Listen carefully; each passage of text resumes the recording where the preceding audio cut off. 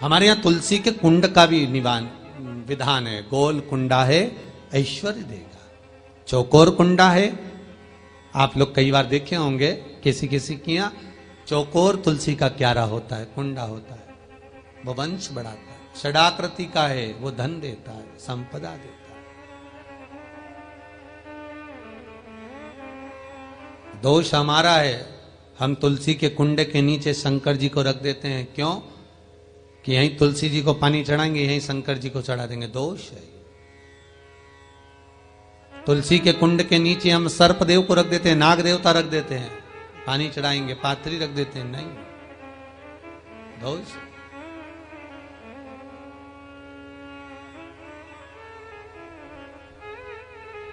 उसका दोष हम सबको, स्वयं अगर गलती करते हैं तो स्वयं को भोगना।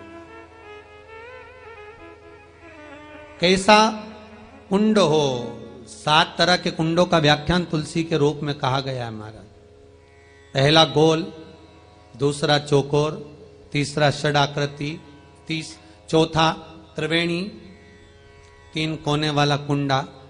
शास्त्र कहता है जिसके मार्ग घर में टुकड़े हो रहे हो, घर विभाजन की ओर हो रहा हो, तो 3 कोण का कुंडा घर में रखकर पूजा करने पर परिवार एक हो जाता है।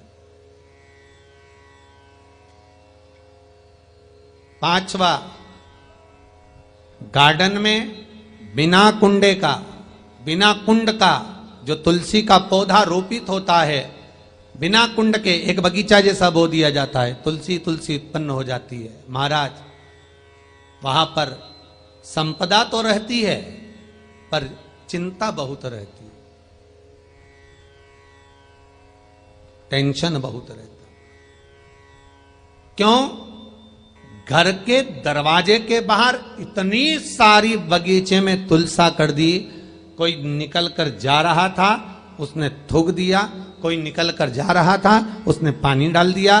कोई श्वान ने, कुत्ते ने, किसी ने, बिल्ली ने गंदगी कर दी, उसका दोष आपको लगेगा। इसलिए कुंड के अंदर तुलसा का, तो वो धन तो देगा। जो तुमने बगीचे में तुलसा लगाई है, गार्डन तुलसा का करा, वो धन तो देगा, संपदा भी देगा, पर चिंता को बढ़ा देगा। 5वां,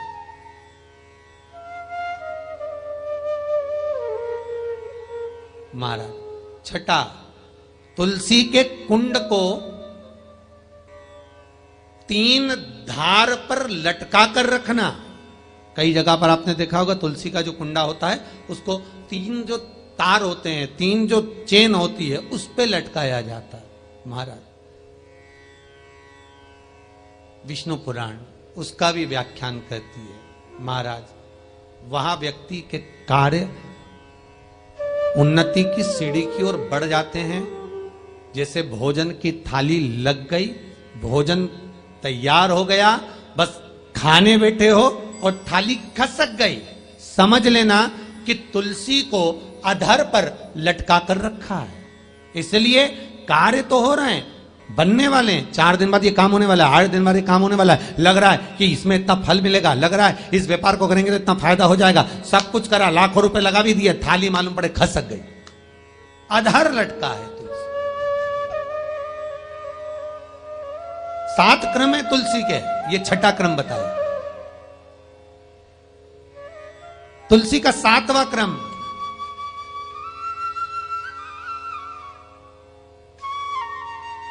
तुलसी का 7वां क्रम है महाराज। तुलसी का कुंडा जैसा घर के आंगन में है, तुलसी का कुंड जैसे घर के आंगन में विराज रहा है, ऐसा ही छोटा सा कुंड भगवान के लिए रोपित करें। प्रतिदिन भगवान की सेवा करते समय तुलसी का कुंड सम्मुख रखकर उसकी आराधना करना, फिर उस कुंड को वापिस बाहर ले जाकर रखना, फिर दूसरे दिन पूजन के समय पर कुंड को लाकर रखना। हम तो यहां तक कहते हैं, विष्णु पुराण गर्ग संहिता कल्याण का तुलसी अंग यहां तक वर्णन करता है कि आप पूरे साल ये नहीं कर सकते तो कम से कम कार्तिक के महीने में भगवान के सामने तुलसी का छोटा कुंड, चौकोर वाला, गोल नहीं, चौकोर कुंड लाकर भगवान के सामने रखकर छोटा सा कुंड का पूजन कर कर भगवान के साथ उस कुंड को वापस बाहर विराजमान करें, फिर कल लेकर आए, फिर विराजमान करें। आप पूरे साल नहीं कर सकते तो 1 महीना